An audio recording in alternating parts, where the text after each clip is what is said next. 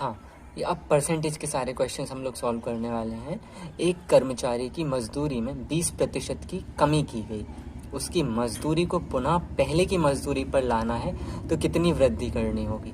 Percentage के question जब भी आए ज़्यादा दिमाग नहीं लगाना है, कुछ नंबर नहीं दिए हों तो 100 मान लो। पहले मजदूरी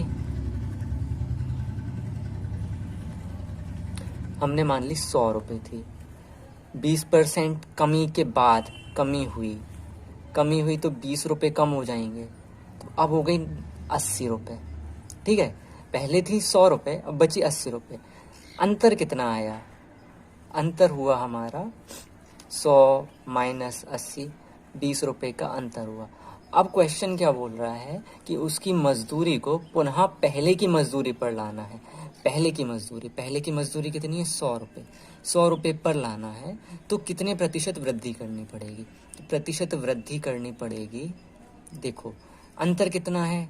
20। और अब नई मजदूरी कितनी है? 80 रुपये। ठीक है, 80 के आधार से ही होगा ना, और परसेंटेज है तो 100 से गुणा कर दो। ठीक है, 20 से डिवाइड करो इसको, 1 4 को 100 से करोगे 25, तो आंसर हमारा हो जाएगा 25% वृद्धि। ठीक है, ये हमारा आंसर हो जाएगा। तेल की कीमत 25% बढ़ गई, उसी बजट को बनाए रखने के लिए एक परिवार को अपने उपभोग में कितने प्रतिशत की कमी करनी चाहिए। अब इसमें कोई नंबर नहीं दिए हैं, इसलिए फिर सेम मेथड यूज़ करेंगे। पहला मूल्य था, पहले जो पुराना मूल्य हम ले लेते हैं 100 रुपये था। ठीक है, अब नया कितना हो गया?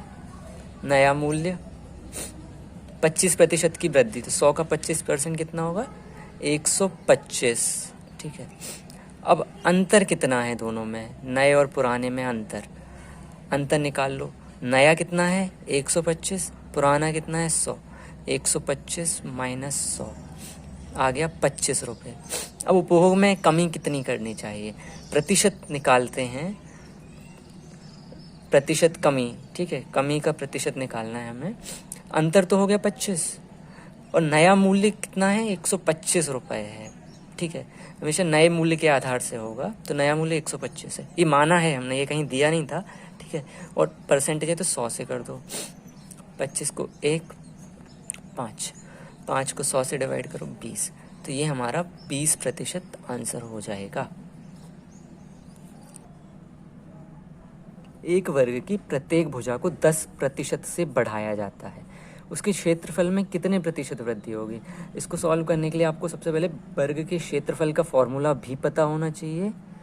वर्ग का क्षेत्रफल होता है भुजा स्क्वायर या भुजा गुणा भुजा, बात वही है, भुजा गुणा भुजा मान लो। ठीक है, अब यहाँ पे कोई नंबर नहीं दिया, इसलिए अब की बार एक काम करते हैं, छोटा नंबर ले लेते हैं। माना भुजा है 10, माना भुजा थी 10, पुराना क्षेत्रफल कितना होगा?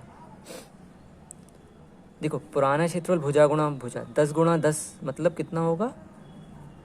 100। अब नई भुजा कितनी होगी? पहले नई भुजा निकालनी पड़ेगी तभी क्षेत्रफल निकाल पाएंगे। अब पुरानी भुजा थी 10, इसमें वृद्धि कितनी है? 10% की। 10 का 10% कितना होगा? 1। तो अब कितनी हो गई नई भुजा? 10 तो पहले पुराना था प्लस 1, 11 हो गई नई भुजा।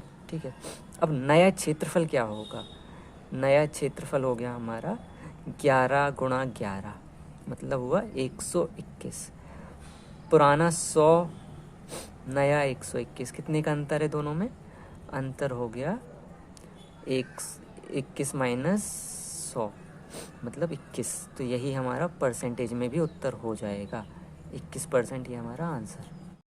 अगला क्वेश्चन पढ़ते हैं। एक पंखे के मूल्य को 40% कम करने पर उसकी बिक्री 50% बढ़ जाती है, उसके राजस्व में, रेवेन्यू में कितने प्रतिशत वृद्धि या कमी होगी?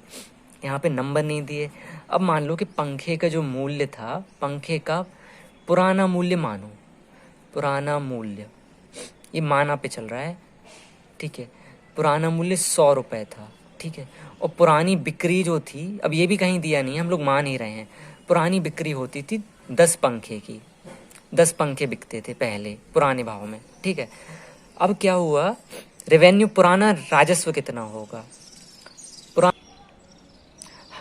पुराना राजस्व हो जाएगा 100 इंटू 10 बराबर 1000 रुपये। ठीक है, अब क्वेश्चन में कंडीशंस पढ़ो।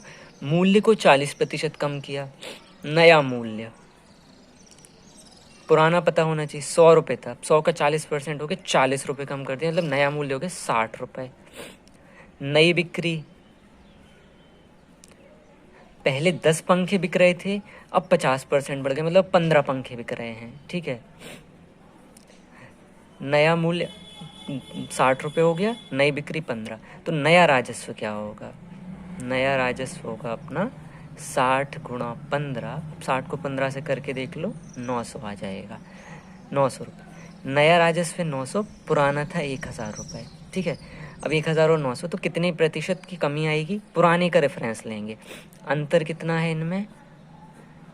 1000 माइनस 900 बराबर 100 रुपये का अंतर है, प्रतिशत कमी होगी अब। ठीक है, तो 100 बटे 1000 गुणा 100, ये आ जाएगा हमारा 10% आंसर, 10% कमी, ये हमारा आंसर। क्वेश्चन है हमारा, एक व्यक्ति अपनी 75% राशि पहली बाजी में, शेष 75% बाजी दूसरी में और शेष बची हुई 75% तीसरी बाजी में हार गया। केवल 2 रुपये बचे। उसकी प्रारंभिक राशि कितनी थी? लग रहा है फ्यूचर्स एंड ऑप्शन में ट्रेड करता होगा भाई। चलो सॉल्व करते हैं। देखो x इंटू, हम मान लेते हैं उसकी प्रारंभिक राशि थी, प्रारंभिक राशि मान लो x थी। ठीक है, अब क्या होगा सॉल्व करने के लिए? x इंटू 75% चली गई तो कितनी बची उसके पास? 25%, 25 बटे 100। फिर जो बची हुई राशि थी उसकी भी 75% चली गई, तो अब कितनी बची उसके पास? जो हाथ में बची है वो 25 है, फिर से 100, ये दूसरी बाजी हो गई। अब कह रहे हैं तीसरी बाजी, तीसरी बाजी में भी 75% ही हारा है वो, फिर बची कितनी? 25% बची होगी, बटे 100 बराबर कितने रुपए लास्ट में बचे? 2 रुपये। ठीक है, अब इसको सॉल्व कर लो। 25 1/4, 1/4, 25 को 4, 1/4, x इंटू 1/4 चौको 16 चौको 64 बराबर 2। x यहीं पर रहेगा, 64 दूनी 128, 128 हमारा आंसर हो जाए। एक चुनाव में 2 उम्मीदवार थे, 2 ही थे। एक को 60%, ये 60% है। ठीक है, 60% मत मिले और वो 1600 मतों से जीत गया। कुल मतों की संख्या कितनी थी? देखो, जीतने वाले उम्मीदवार को मिले, जीतने वाले उम्मीदवार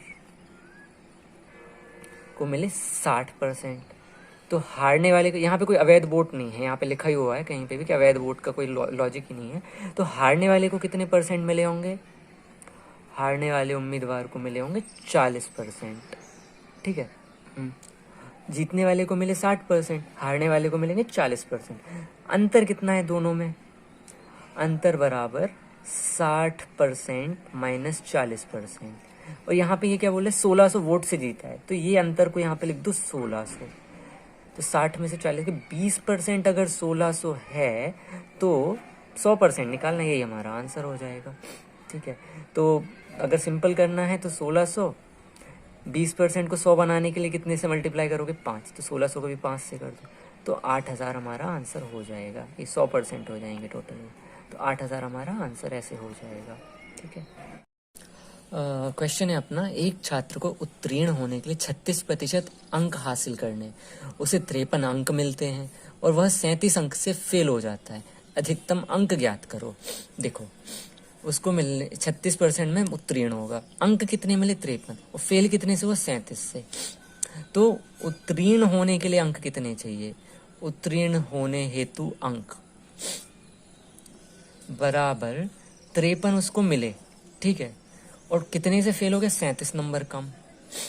ठीक है, उत्तीर्ण हेतु अंक कितने थे? 36%, और ये कितने हो गए? 53 और 7 60 और 30 90, तो 36% अंक कितने होंगे? 90। अब 1% निकालो। ठीक है,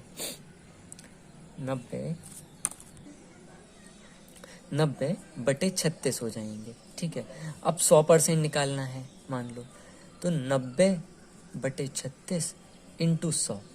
अब इसको हम करते हैं 4 से डिवाइड, 25 और 9 को कर देंगे 90 से 10, तो 100% कितने कुल अंक 100% है, तो 25 × 10 250 हमारा ये आंसर हो जाएगा।